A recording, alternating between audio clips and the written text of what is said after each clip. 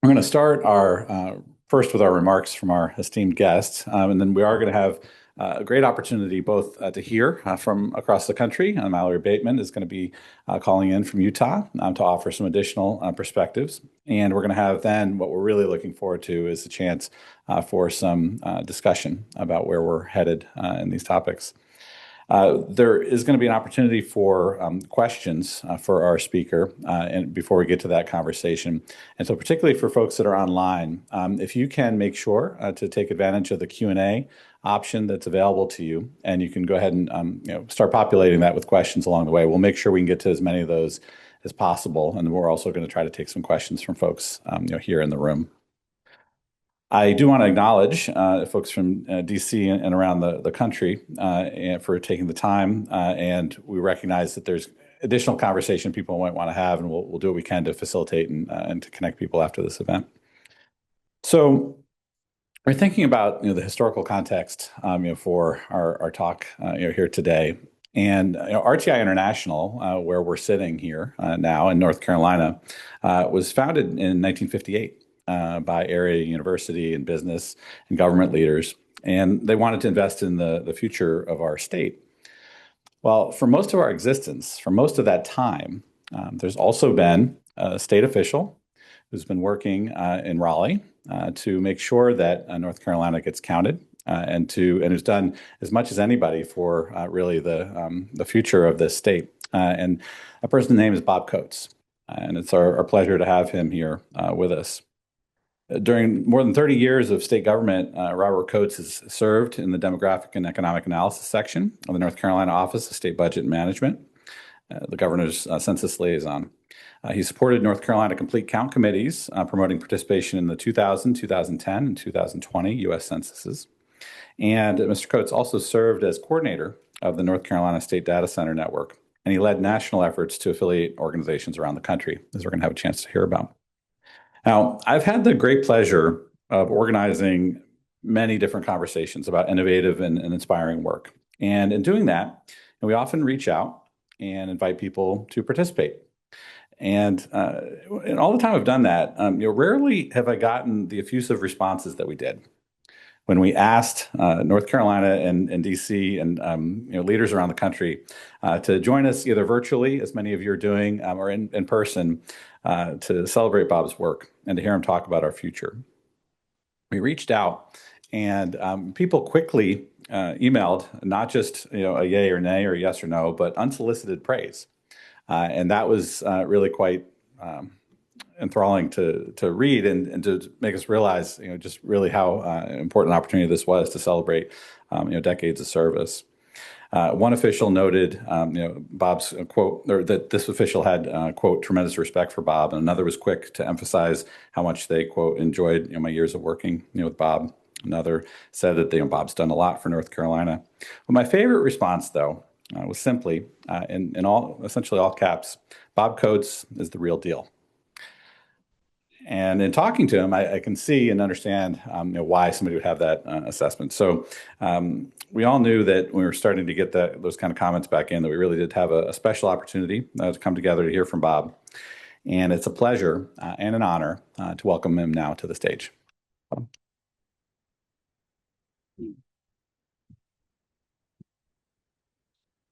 Thank you, Brian. Thank you, RTI, for having me here today. I have to admit, I'm not sure I'm worth all those kind words, but I will do my best to share what little experience I have, my past and fairly recent experiences with the U.S. Census and what that means for North Carolina.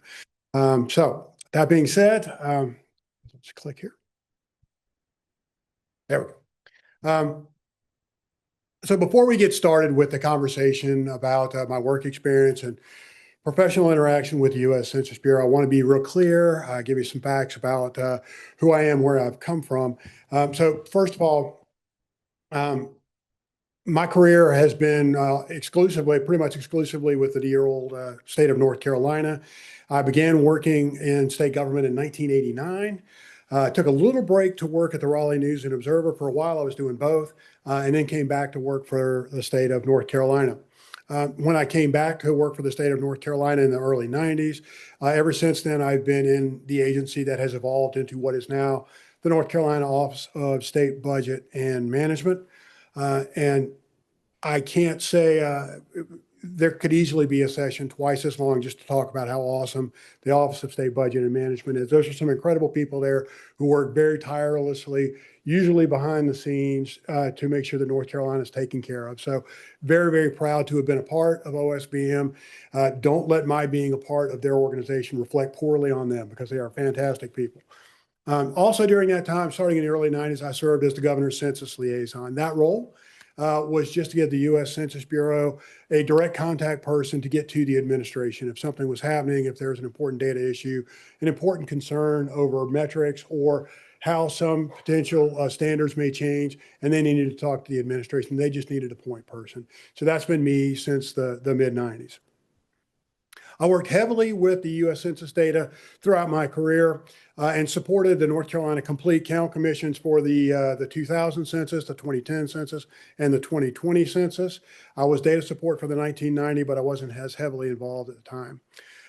The US Census Bureau also works with each state to support something called the State Data Center Program. So each state has a coordinating agency and a network underneath them. As part of the North Carolina State Data Center Program, I was elected to the National State Data Center Steering Committee for three-year terms, and served as the chair of the National Steering Committee for 8 years.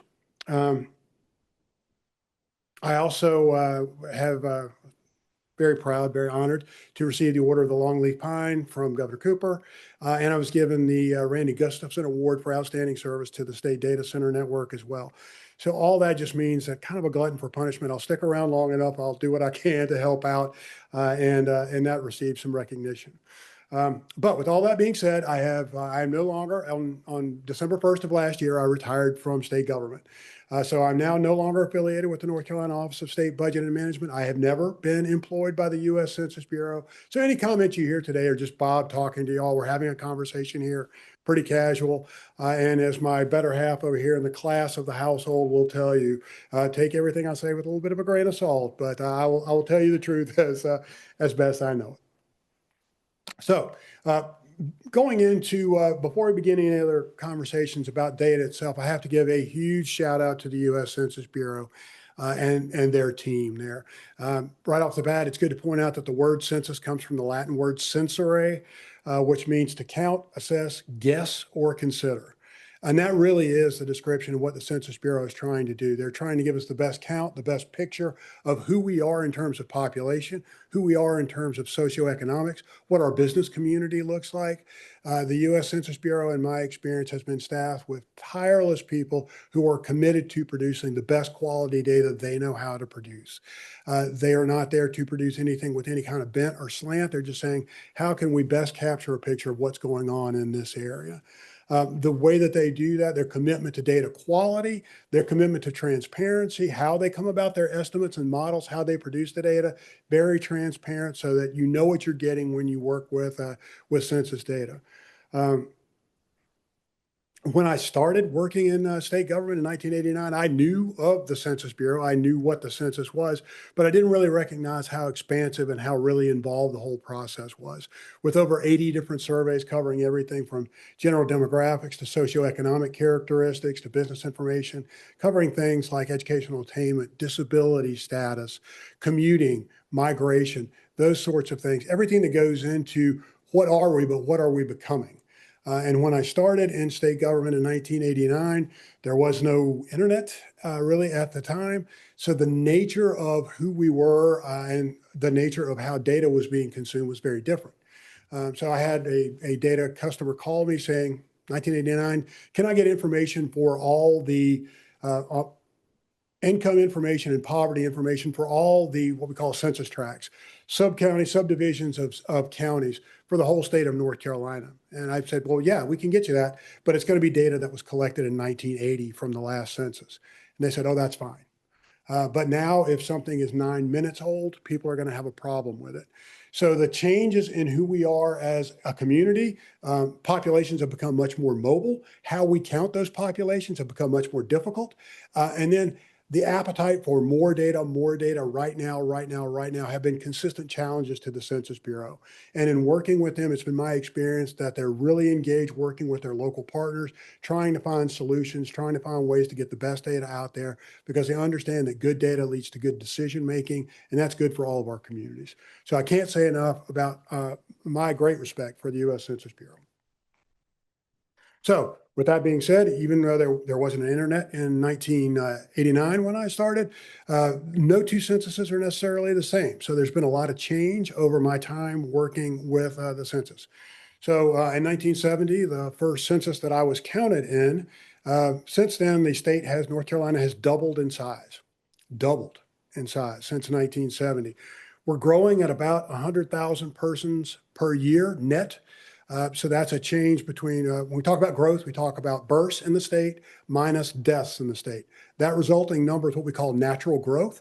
So for most of my lifetime, most of that 1970 until about 2010, 2005, North Carolina's natural growth was positive. Since that time, our birth rate has slowed to the lowest that it's been since the Great Depression, and the baby boomers are getting to the point that we're actually seeing natural decrease in our population. More folks are dying that are being born into the state. So where's that growth coming from? It's coming from migration. So my better half is from Massachusetts, but she lives down here now. So a lot of folks are in that situation. The word is out that North Carolina is a great place to live.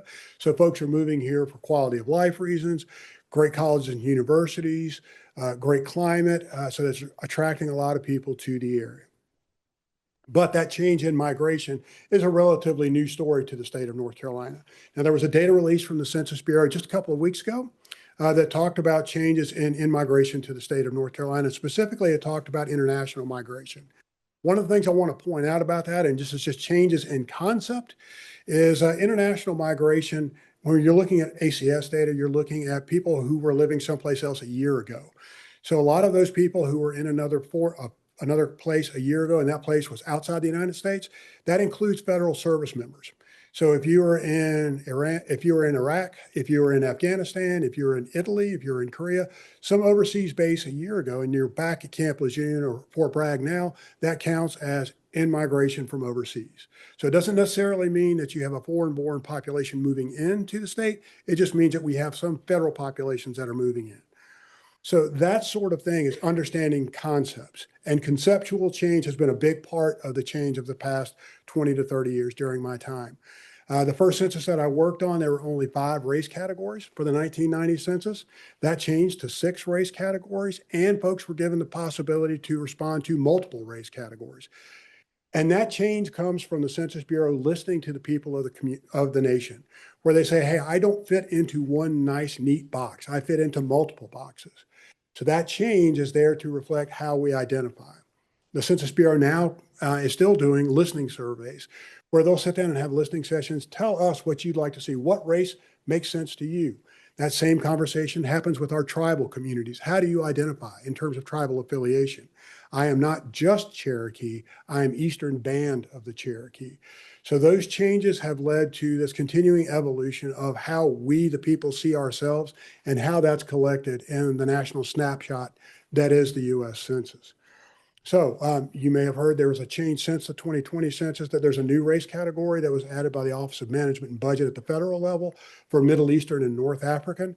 That may not stay around depending on what's going on politically within the country right now. But the point being is these changes in concept and changes in what you see on the census are an ongoing thing.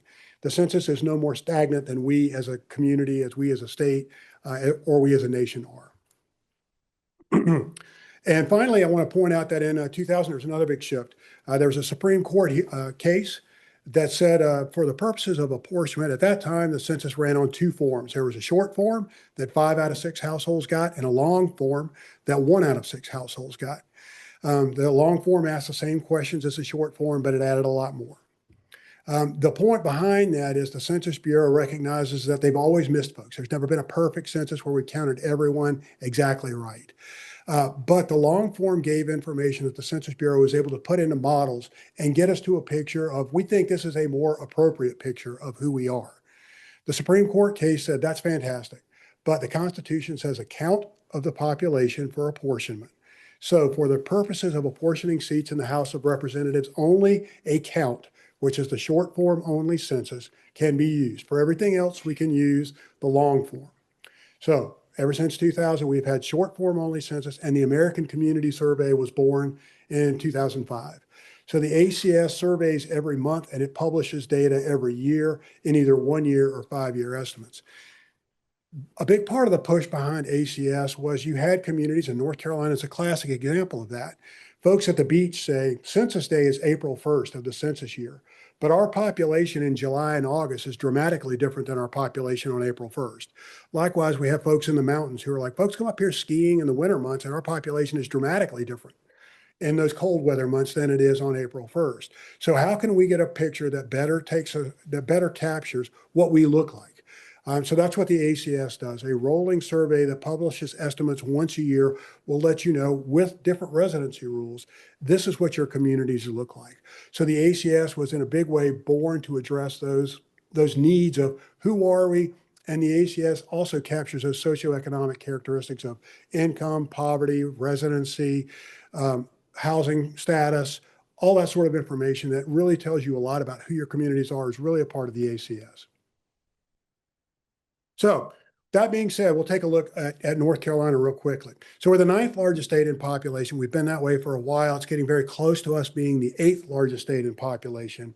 And a big part of what's driving that is we're the 3rd largest growing state in the nation behind Texas and Florida, both in terms of numeric growth and in percentage growth. So it's just what we talked about a little while ago. A lot of folks are moving to the state here because it's a great place to live. It's buoying us up nicely. However, that doesn't mean that it's a consistent picture across the whole state. So if we start taking a look at what happened in the country and in our state between 2010 and 2020, in that decade, 52% of the counties in the nation lost population. 52%. Now in North Carolina, we have 100 counties. 51 of our counties lost population during that time. So here's a picture of what that population differential looks like over the decade. So the story that you see in North Carolina is very much the story that you see across the nation. We have metropolitan areas that are seeing a lot of growth, and it's very, very strong growth. But a lot of that growth is coming from migration from the more rural areas where folks are looking for opportunities, or maybe jobs and things aren't there in agriculture or furniture or some of the traditional economies that were there. So folks are gravitating toward where opportunities are. So you marry that with lower birth rates and baby boomers aging. This is sort of the future of what North Carolina's population growth looks like. Now, we talked about concepts a little while ago. One of the concepts, anybody heard of metropolitan statistical areas? The core of a metro area is an area of 50,000 or more. That concept has been there since the 1950s when it was originally created. The Census Bureau proposed going into the 2020 census of lifting that threshold to maybe 200,000.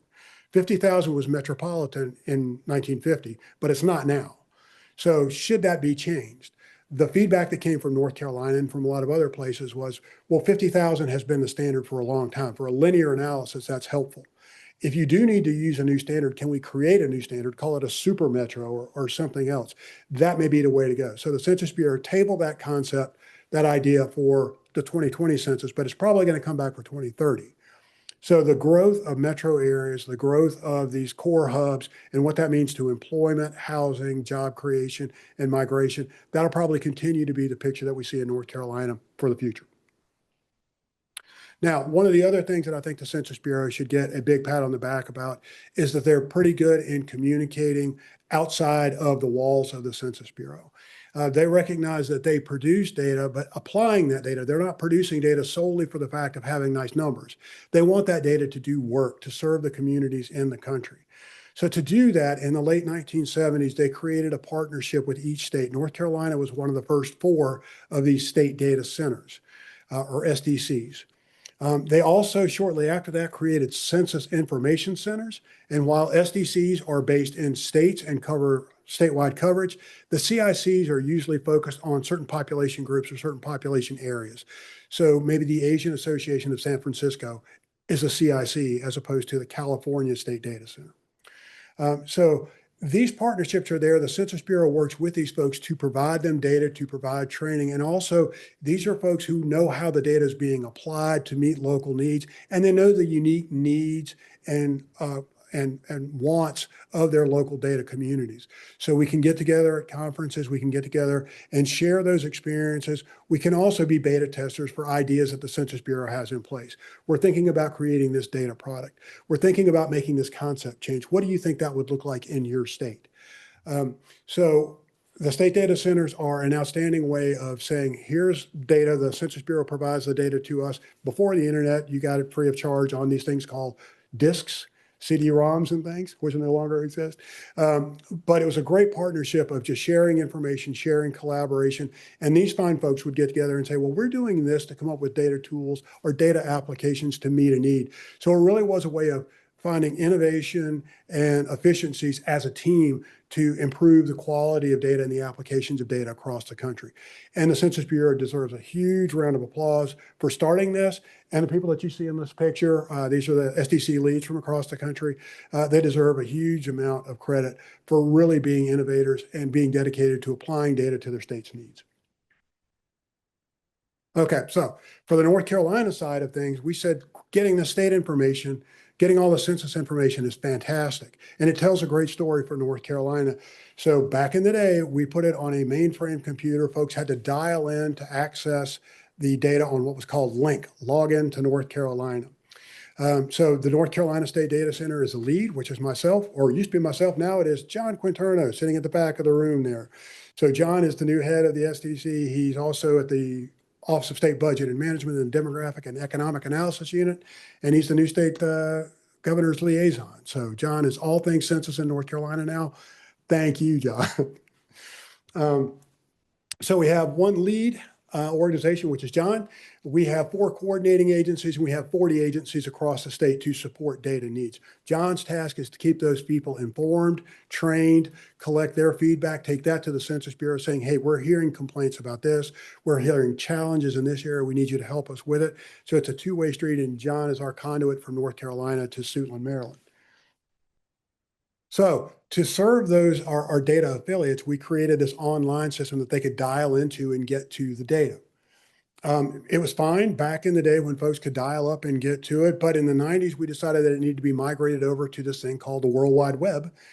So it became an Oracle relational database that provided all this data to our affiliates. And we decided at the time, you know what, census data is fantastic, but we have a wealth of data in the state of North Carolina that really adds a lot of value to this. We've got data from Health and Human Services, agriculture, commerce, you name it. There's a lot of great data that really supports the census data and adds a deeper story to what's going on in our communities.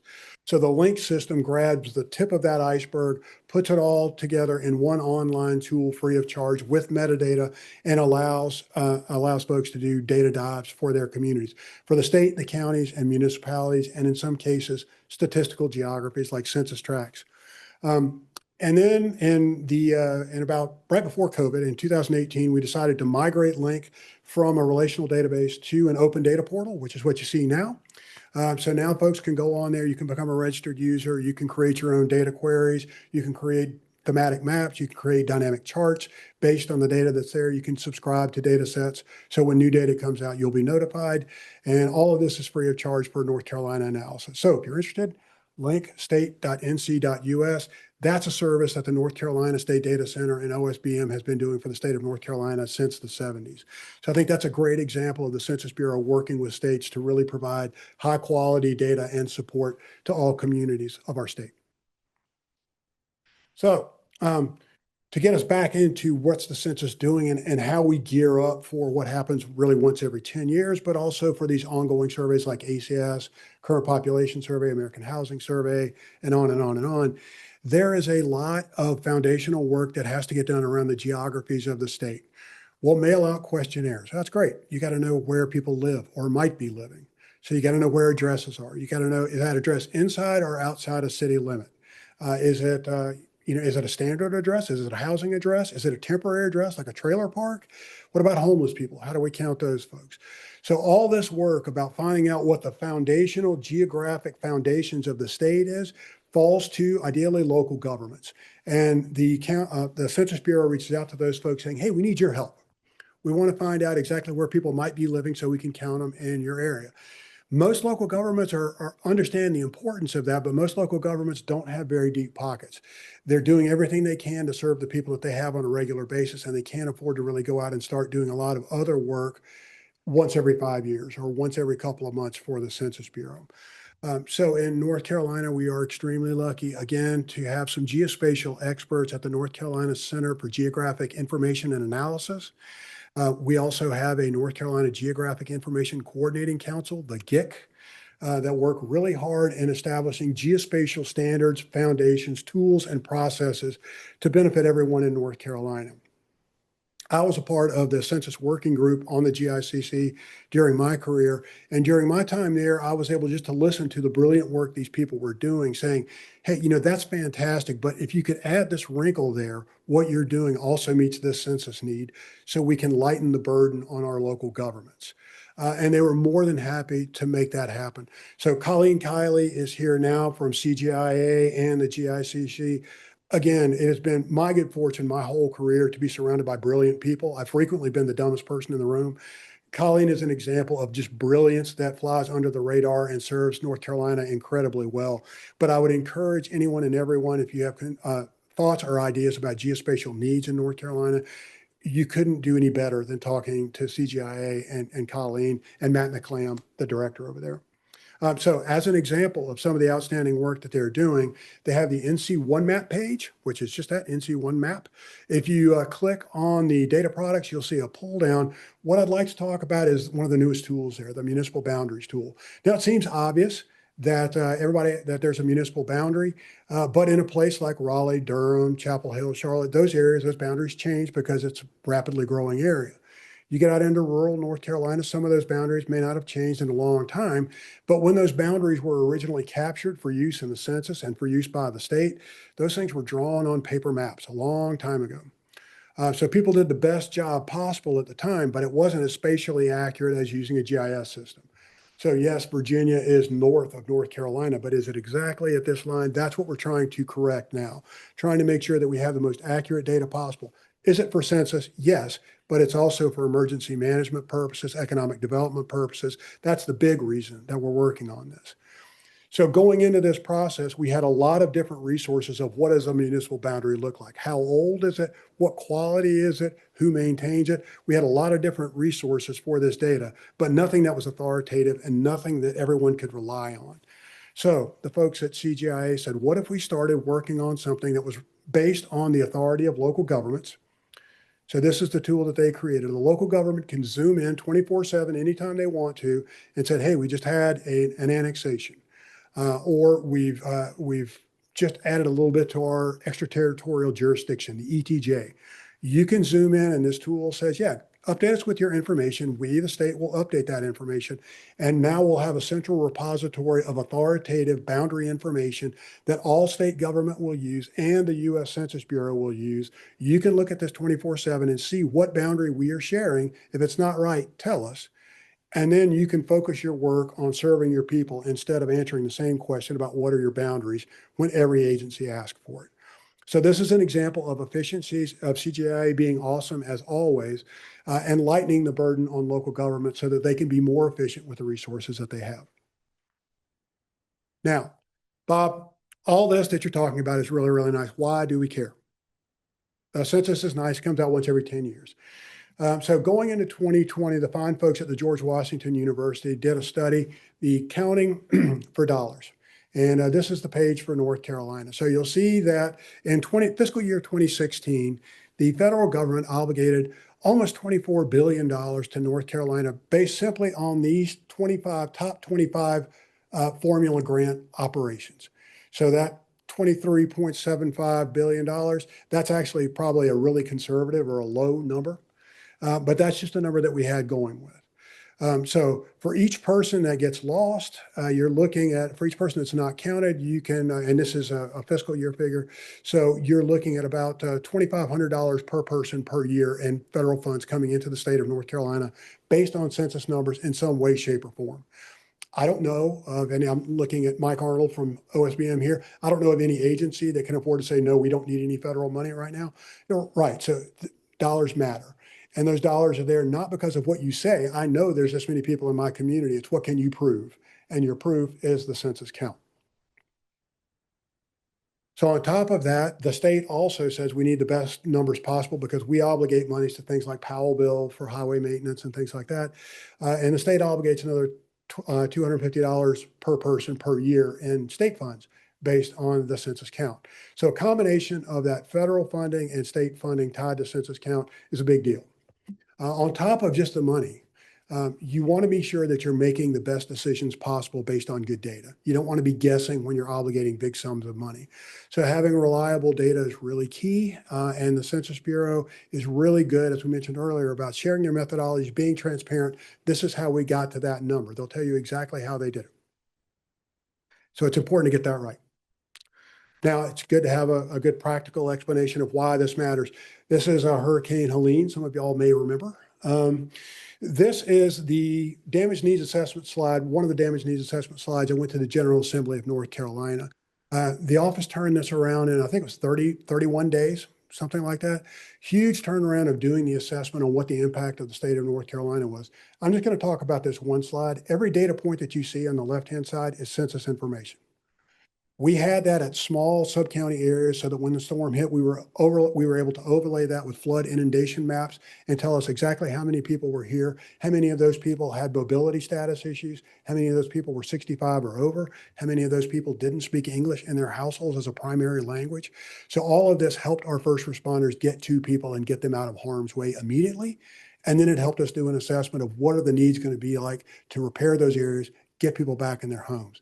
This is why good data matters. You don't want to be guessing about this stuff. Okay. Talking a lot. Y'all are ready to stop hearing me talk. So at this point, I've done a great job explaining to you why the census matters. You're all diehard census allies. So when you leave here, you're going to be beating the bushes, telling everybody, make sure we get the census right. I do want to give you a good case study that I think is the ideal of how census engagement, census partnership, and census interaction works. This is not a quick story, but this is how it works. In about 2008, 2009, I was contacted by the fine folks in Onslow County in the city of Jacksonville saying, look, we think there are more military folks here and the military families that are here. We're not getting good data on them, and we're afraid that when the next census comes along, we're going to get undercounted again. So if there are military folks who are deployed away from their base, they're counted by their military paperwork of where their home of record is. Home of record, the longer you're in the military, surprisingly, your home of record tends to change to states that don't have income tax, so you get to keep more of your pay. So what we found out is we began talking with the rapid deployment forces from Fort Bragg, Camp Lejeune. Those folks get called out pretty frequently, but it's not necessarily for the longer term assignments. They're not necessarily going to Italy or Korea for long-term deployments. They're going to places, in this case, they went to Haiti because of the earthquake that happened down there. They weren't going to be gone for a year. They were going to be gone for a couple of weeks just to get things stabilized. So we didn't want those folks counted by their paperwork. They needed to be counted back at the base. That was the proposal that the military communities in North Carolina came up with. So they talked with me, talked with the administration. We talked with the US Census Bureau, who was fantastic about sending listening groups down to talk, had meetings in Jacksonville, in Cumberland County, talking to the military communities, hearing what their concerns were, finding out the better ways of counting those folks. We had meetings with the Census Bureau. We had meetings with our elected officials. It was a great communal conversation. And for 2020, the rules were changed so that if it was a rapid deployment force deployment, you'd be counted at your base rather than where your paperwork said. Doesn't change your tax status at all. It just changed where you're counted. And if you're on one of these longer term deployments, then you're counted where your paperwork says you are. That arc took about 10 years. But it got us better data for our military communities, and it gave them the information they needed so they were able to build classrooms for military kids who were there. They were able to provide hospitals for family members and things like that in the area. So getting the best data possible is why we're engaged with this. So how do we do that going forward long term? First thing, let the Census Bureau be the data professionals that they are. They're there to create reliable, good information. It's not weaponized data. It can be. If you are a hammer, everything looks like a nail, is the old joke. But let's make sure that the data that we're getting from the Census Bureau is high quality data that we can rely on. It's transparent data. It's data to the best of their abilities. It's the gold standard that the Census Bureau has worked so hard to be. Let's not get in the way of that. Let's encourage them to keep being what they are. Once we get the data, we can decide how to apply that, but we need good data. So first of all, let the Census Bureau be the data professionals that they are. Two, share plans and strategies to increase efficiencies. It is really easy for the Census Bureau to come in and say, we're going to do this, but we need to be talking with our state partners. States need to be talking to our local partners. We need to come up with a plan because none of us have a lot of extra time, dollars, and cents to be duplicating the wheel. So we need to say, if you're going to do this, that's fine. We're going to get out of the way. We're going to support you by doing this. But we need to be talking and we need to have a good plan in place. We need to build partnerships that reflect our communities to improve participation. So the census is there to count everybody, everybody. Traditionally, it has usually always been the white population that's overcounted slightly, and it's been everybody who's non-white or very young that gets undercounted. So to make that, we can work really hard to set the foundations to make sure we have all the addresses, that we have all the boundaries correct. But if we don't motivate people to actually be counted on the census, we've wasted our time. Now, that being said, I only speak one language and I don't speak that very well. And I look like this. So there are certain communities that don't want to hear Bob from Raleigh come in and talk to them in a language that they don't understand. We need partners that reflect the character of the communities we're trying to count. And I'm going to spotlight again over here to our folks at the NC Counts Coalition, who are outstanding allies in going into 2020 because they were engaged with the communities that had the biggest questions of, can we trust the census? Am I at stake in the census? And after that experience, they said, you know what, we can't just pop up for a census and then disappear. So they have become evergreen to stay engaged with those communities, to keep them moving on areas like voter registration, but also to make sure that they are aware that, hey, census data is coming out. This is not a once every decade thing. You need to be engaged with this. So having partners that are willing to step up and be there with you throughout the whole process, that's invaluable. And I can't sing the praises of NC Counts high enough. Thank y'all so much for what y'all did leading into 2020 and continue to do. So I'll say this next item for Mike and the folks at the budget office, and I'm sure it'll help out a lot. Budget for census preparation and promotion. North Carolina, in my whole time working with census, we had one budget allocation to develop an address list in 2000. And we were given $0 for 2020, and we didn't have anything, the census before that. Now, part of that is from a budgeting standpoint, there's a lot of great ideas that need money. And census is not something that's really glamorous, so it doesn't get a lot of attention. Plus, in my time with the census, we've gained in 1990, 2000, and 2020, we gained seats in the House of Representatives. So I'll take credit for two of those seats. But in that time, the General Assembly is like, well, we didn't fund you, and we still gained seats in the House of Representatives. So do we really need to do that? It's a lot easier if you can pay to have things printed. It's a lot easier if you can, if you have gaps for a local community who would like to promote the census, but they don't have anything to help out. Can we send you some posters? Can we send you magnets? Can we send you bumper stickers? If we have them, if we can cover postage. So having a budget that we can rely on would be a great way to go. I'm encouraging our friends in the General Assembly to set aside a line item of just a recurring cost each year of X number of dollars so that we can tap into that in years ending in 8, 9, and 0 for census preparation and promotion. It's a lot easier to do that over the course of a decade than to try to find a big sum of money at the last minute. So I encourage that to happen. And the last item here totally goes to my better half over here who said, you know what, this census, she volunteered as an assistant during the 2020 count. This census has a pretty big impact on life throughout the decade, and nobody hears anything about it throughout the decade. So could we have something that says this hospital, this preschool, this vocational training center is partially brought to you by your participation in the US Census? Something that ties people with the importance, the relevance of what the census does to their day-to-day lives. So I think that combined with the budget, combined with letting the Census Bureau be who they are, communicating with your friends, with our stakeholders, making sure that we're being smart with the resources that we have, that gets us to better census data, which serves everyone. So what am I going to do? I retired. So now I'm going to hang out with my co-partners in shenanigans here. This is the nugget and the biscuit. These are my grandkids. So we're going to go out and we're going to have a lot of fun. We're going to do all the things that grandparents are supposed to do. But the census means a lot more to them than it does to me. Now it's their future that these numbers are going to be driving. So it's more important to me now that they're here than it was when they weren't here. So it's something that we do. It's something that we work on now that we stay engaged with. But the long-term payoffs are just that. They're long-term. So I encourage everyone to do what you can to make the census a success, especially for North Carolina. But if you live somewhere else, well, it's important to you too. So thank you again to Brian, to RTI, for all of y'all for being here. It's very humbling on behalf of being a retired person now to have this sort of an event. But thank you for your time. Look forward to your questions. Okay. Well, how wonderful.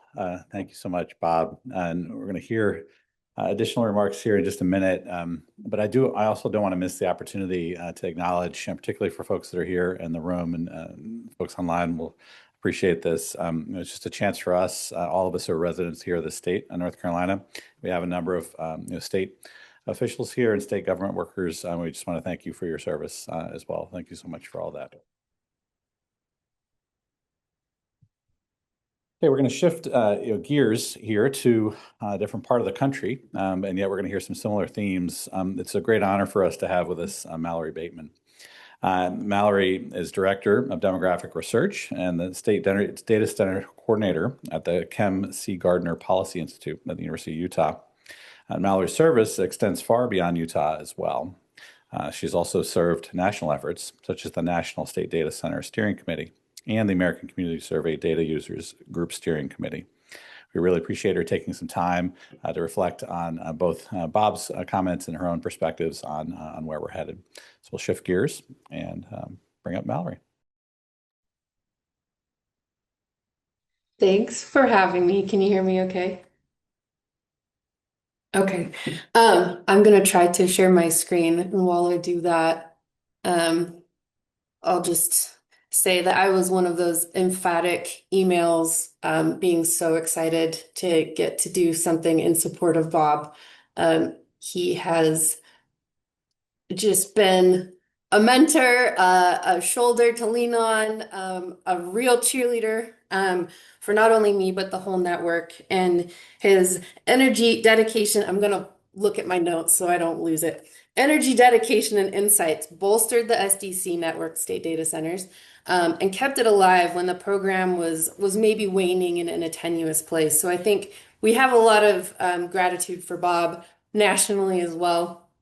I just termed out of my role as the SDC chair, which I felt confident to jump into because of Bob, that cheerleader, that energy, I mean, look at this face behind Director Santos a couple years ago. He's just such a great vibe to have, advocating for data and advocating for the needs of the community. I also want to say that as a census nerd, it's extra fun for me to be coming to you from Utah, because if this was a reality show in 2000, there was some drama with some, imputation counting. You all won a legislative seat and we lost one, or didn't gain the one that we thought. So I just want this to show census can be a space for diplomacy as well. It's a great space to be in. Bob already gave you kind of the overview of the State Data Center Network, but I just wanted to throw in more pictures of us because we're always stoked when we get to be together, in part because one of our colleagues, Jeff in Minnesota, likes to call us a network of deeply invested nerds. And so I want you all to know that this network of nerds is here to help. We are so excited that John has jumped into the shoes that Bob left, or brought his shoes to the role.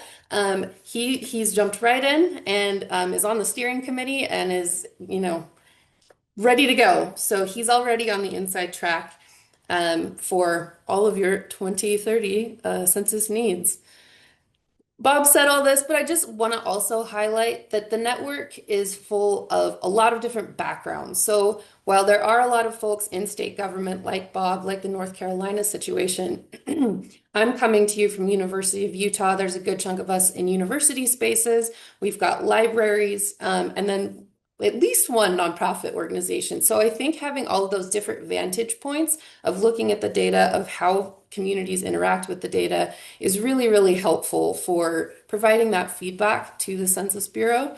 Um, we're all volunteers, so that's where that dedicated nerd thing is really important because people are really driven to try to um, do what they can to get their hands dirty, to try to provide feedback, be useful for the Census Bureau and also to their own communities.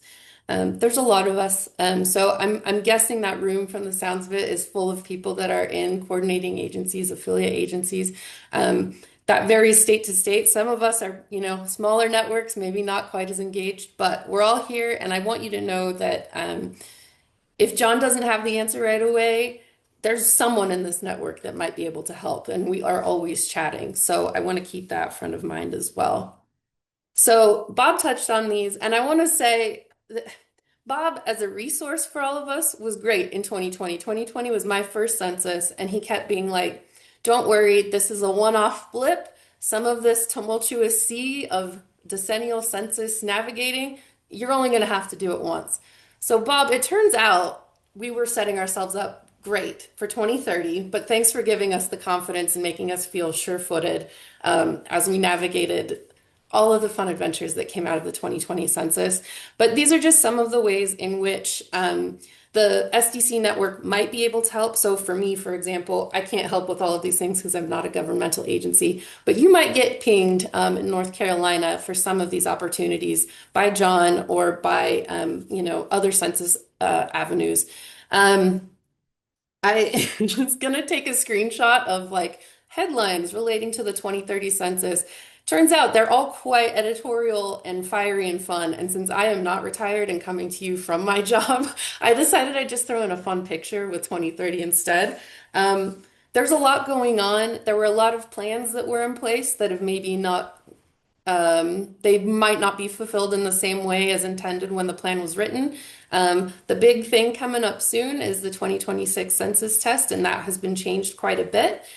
So there's a handful of us, there's a good chunk of us in the network who did go through 2020 and I think got really good at being nimble and learning how to pivot and change pretty quickly. So great to get to leverage those skill sets. I will say, I think John is going to be a great resource as we're in this dynamic environment. And so to anyone in the room or in the webinar who isn't part of the North Carolina network, your SDC person is going to be paying attention. So we're all following lots of different resources that might be helpful as you get ready because things can change on a dime. And one of the ways to stay up to date with stuff, we have a bunch of different resources, but I threw out a handful that I really like. Our State Data Center Clearinghouse is a page that we run. So while we are a Census Bureau partner, we're in charge of this page and we're in charge of this content. And during lead up to decennial, you see a lot more local resources getting thrown into this space. We try to help each other work smarter, not harder. And so this is a good resource that is currently in the process of getting a little bit of a cleanup, a little bit of a facelift to be easier to navigate. And then two other resources. The Federal Data Forum is a great spot to pay attention to all the things that are going on. It's kind of a message board, but it's a lot of really engaged people. It's not just Census Bureau focused, it's kind of any federal data set, but it's been a good resource for me so far. I've just kind of subscribed to everything and see the updates pop through. Also, if you were an ACS data user group person or have ever had questions about ACS, being in the weeds with the data, with the new administration and some funding priorities, that old platform went away, but now is being housed in the Federal Data Forum space. So that's a great one. I was really excited when I saw that email come through last week that that's been revitalized. And then dataindex.us, another place watching all of the different data sets, because there's a lot going on. There's a lot of different data sources. Census Bureau is super important because the denominator obviously impacts everything, but I'm sure other people need climate data or environmental data or, I don't know, energy data. So if you're interested in those topics as well, Data Index is a great place to stop. And I just threw this in because over the years of my interacting with Bob, there have been so many funny gifs and images sent as an attachment or part of, oh my gosh, my hair is on fire, what do I do? And then I get something like this. And I was trying to compile all of them together, and then I was like, actually, this is it. Like, this is Bob. And this is why I did not want to confront him retiring because this energy that you brought and you bring to us is so infectious. I'm really glad your family gets to have you full time. Like, that's great. That's wonderful. Hooray for your children and your lovely wife, and your grandkids. But we miss you, Bob, and we think you're the best. And so just want you to know you helped kind of keep a network afloat that I think is going to be a real resource for all of us as we move into 2030. So I'll stop there, but thanks for letting me be a part of this. And sorry I couldn't be in the room with you. Thank you so much, Mallory. We really appreciate that. We've got time now. I think formally we'll keep Mallory on the line for just a minute, and we will have a chance to have a bit of Q&A, particularly for the folks that are joining us online. We do have a reception in the back here, so we'll have a chance to get together and talk a bit more casually soon thereafter as well. But I'm going to check with my colleagues online. Do we have any comments or questions that we'd like to relay?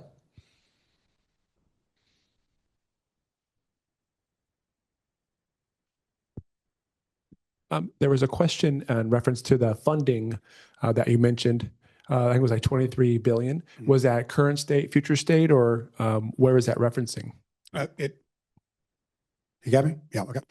It was referenced to fiscal year 2016. This was going into the 2020 promotional period, and the collection came from scrubbing of the U.S. budget to look at individual programs, what the base was. If you go to the product itself was produced by George Washington University. It's counting for dollars 2020, and each individual line item will tell you what the individual federal program was and what it was specifically tied to, whether it's education, transportation, infrastructure, and then what the line item cost was. Great. All right, we do have an opportunity for folks in the room. If there are any comments or questions, I have one that I'd like to ask for Mallory and Bob both, but let me see first if there are any questions here. Yep.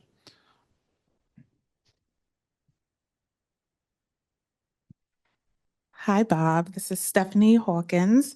I was so taken by Mallory's energy based on her experience working with you. And it leads me to ask, what kept you going for 3 decades and a level of excitement and commitment to the census where I imagine had to be difficult because trying to find creative ways to count and keep pure the process had to have been difficult. So what was that motivation for you to keep going? Ooh, it's a good question. I think when I got involved, when I first started work, as I mentioned, I had heard of the census. I knew the Census Bureau. I knew once every 10 years. And I think most folks are in that boat. You're like, oh, okay, we just counted and that's it, without really recognizing how big the ocean was and how big the organization was, what they were doing.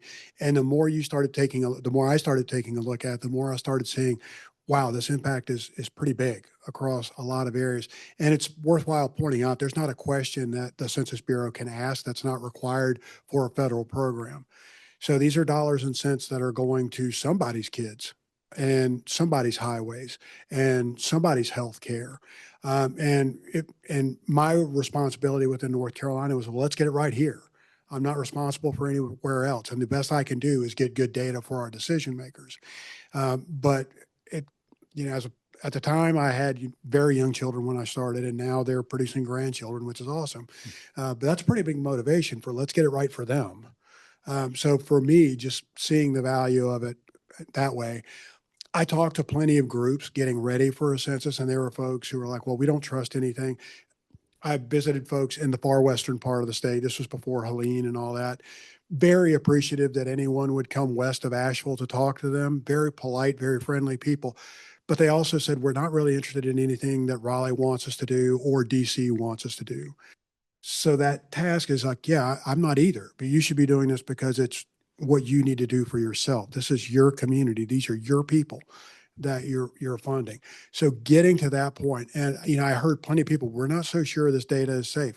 I understand. Let's talk about that. But the idea is just to begin the conversation to get us to the point where, maybe from my perspective, other folks may not see the same level of payoff for their communities.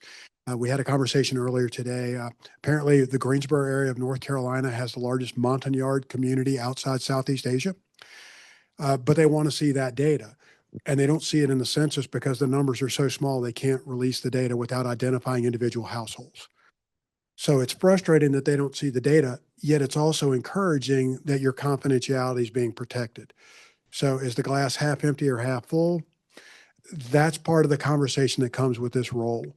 It's frustrating, I know. And the long history of census data going back to the Constitution, where some people weren't counted at all, and some people were only counted as 3/5 of a person. There's been a long evolution of getting better and better and better. And frankly, I just wanted to be a part of making sure it kept getting better and better. And we still have a chance to do that. John, he's got the reins now, so I'm not worried about it as much. But it's really in all of our laps. It's not one person that has to make it work. It's each of us that has to make it work. Great. Bob, I want to ask a question. And Mallory, I'm wondering if you also might want to weigh in. I was really struck when we first started talking. I'm always interested in the historical angle, and so I was interested in your sense of what you've learned over time. And something that you pointed out, which really I still remember, is just the sense that every census is its own adventure. Everyone is different. And I think we also are learning, the sense that we have a wide ranging country and all the different, state experiences. Both you and Mallory have had the opportunity to coordinate with colleagues around, the country.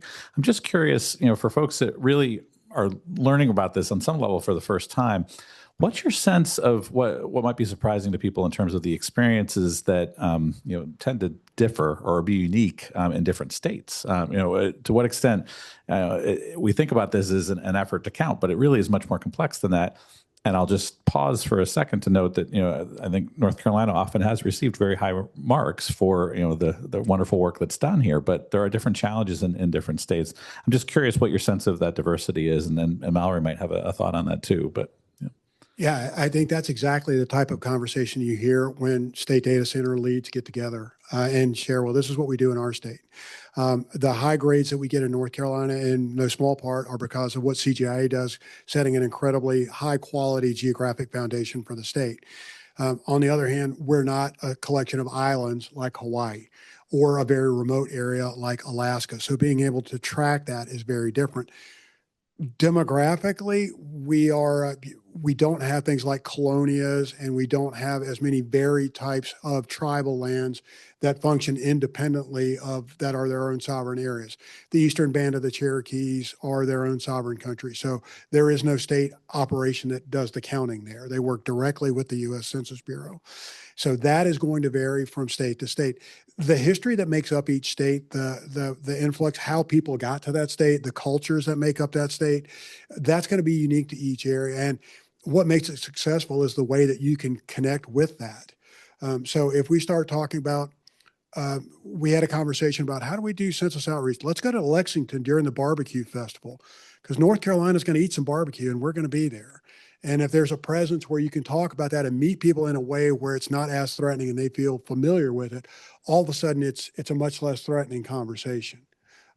So it helps really knowing. That's part of where having awesome folks like NC Counts, having people that really know their communities.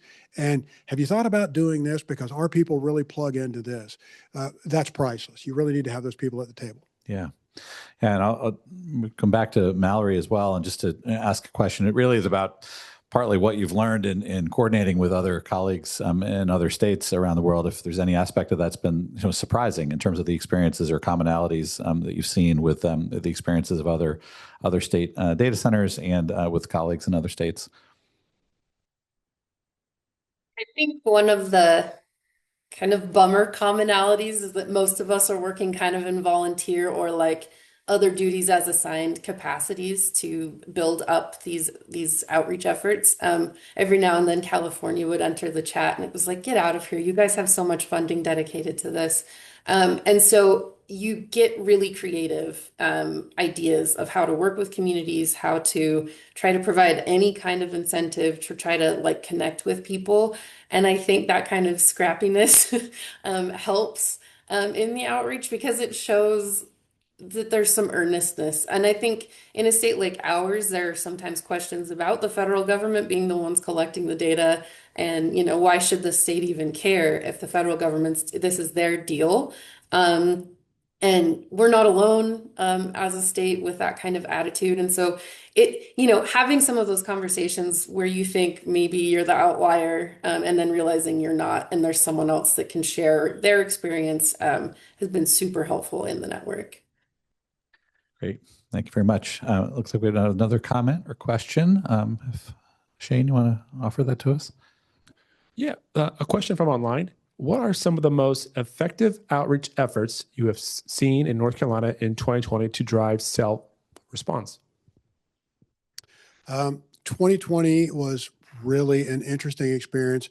In no small part, it was the first census that allowed people to use the internet to respond, which is fantastic. But we had census data showing that about 700,000 households in North Carolina didn't have internet access. And then we had COVID that hit at the same time. So we had partnered with our public library so that they were volunteering to leave dedicated terminals available that people could come in and do their census form on those terminals. But then people couldn't get to the libraries because of COVID. So some creative responses that we had hotspots, Wi-Fi hotspots that were donated by, I want to say Verizon or someone, and they were put in school buses at some of the schools across the state so that folks could just drive and get close enough to the hotspot to be counted. So that was an example that Mallory may point out of pivoting to deal with a situation that you're going to work with. I think the key thing that I've always worked with is we have to localize the message of what the census is. It is a big federal operation, and that's scary to a lot of people. But when we promoted it, when the Complete Count Committee of North Carolina promoted the census, the first thing we did was come up with a logo that was North Carolina specific, come up with a message that was North Carolina specific, and then try to create something that was scalable that we could share with any of our partners. So North Carolina counts, that's great. Oxford counts, Granville County counts, Lee County counts, something that could be grabbed by these complete count committees that maybe didn't have a lot of budget for their own development, but if they had something that they could kind of put their own tag on, they could use that. So localizing was an important thing. Working with any of the tribal identity groups, the North Carolina Commission of Indian Affairs were great advocates in working with those folks. So I think it was a big factor of finding the people who already had developed trusted relationships with those communities, and then giving them the resources that could empower folks to do what needed to be done. Great. We've got a question here. Go ahead. Yeah, thank you very much. On behalf of the state, Bob, and thank you to RTI for hosting today, but on behalf of a grateful state, thank you for your many, many decades of service to the state. I would wager that, Bob, probably when you think about how important the census is to funding and real dollars back to North Carolina, you had as much to do with any investment in our state than just about any governor or any appropriation share in our state's history. So kudos to you for really, truly impacting the state in the way that you did. Thank you. SEP funding shortfalls are my fault. Can you help us get a budget passed? That aside for a second, I just share this story. I've known Bob over 20 years, and in the mid-2000s, we were coming through the Great Recession, and I was head of policy and government relations in the governor's office, and we were hosting an international delegation from Moldova. And governor says, real quick, does anybody have some North Carolina swag that we can... And in comes Bob with several boxes of, and in fact, Bob, just this afternoon, John Durbin, a former colleague of ours, sends me this picture of Bob handing out Census 2010 hats to. So there's a whole group of former parliamentarians in Moldova walking around with Bob Coates census hats in Moldova right now. So an ambassador beyond just North Carolina's border. But thank you again for your service, Bob. Thank you. It's wonderful. What a great event. I didn't anticipate Will Ferrell or Moldova on the bingo card for this, but it looks like we actually have another comment or question. Go ahead, Shane. Yeah, both. It says from Rob Santos, special congratulations to Bob for an exceptional career that featured contributions to the state of North Carolina as well as the US Census Bureau. My question, what is the contribution you made in the 2020 census that you are most proud of, and what did it teach you about how we should prepare for 2030? Well, for 2020, and Director Santos, I've met many census directors, and all of them have just a Herculean task ahead of them. But the environment, in terms of COVID and everything else that was going on, I can't imagine anyone juggling more balls at one time than Rob Santos. So huge amount of respect for everything that you did. For our perspective, I think we were excited. We understood the challenges. North Carolina, and I would imagine most states, but North Carolina very much a state of differences between urban and rural. Life in the Research Triangle area is beautiful, but you don't have to drive very far to see a very different side of North Carolina, the historical, older, rural, agrarian North Carolina that I grew up around with my grandparents, and have a lot of respect for that. So what works for growing and counting the folks in this area is not going to work for those folks, but both sides are equally important to what's going on in our state. So when we heard that the internet access was going to be a great way of being counted, we also knew that a lot of those folks weren't going to do that at all. So working with those folks who said, look, I don't really trust using the internet, but if you can get me something in paper, I'd be willing to do it. So being able to work with, originally public libraries that were going to have some postcards that you could use, or working with the census workers when the enumerators were actually out in the field saying, hey, can you do some drop-offs in this area? Making the effort to meet the people where they were. We'd worked really hard in getting them to the point where they were even willing to engage, but we had to meet them in that last part during COVID. I think that was the thing that I think helped us more than anything else. Now, the other part that helped with that is there was some COVID relief money that came in at the last minute after they had pushed the response deadline back because of COVID. And those dollars were able to be used for doing some promotional outreach stuff, getting some airtime, and that also let people know, oh, it's still going on, we can still be counted. So it was a combination of both those things, having a little bit of money at the end and then being able to meet people where they were. Great. I think we have one more question or comment. Yeah. Yes, thank you.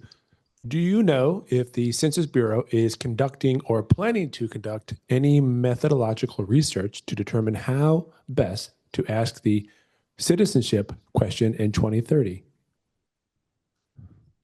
Well, I know that in my experience, the Census Bureau has always had tremendously bright folks who are constantly looking at methodologies around different topics.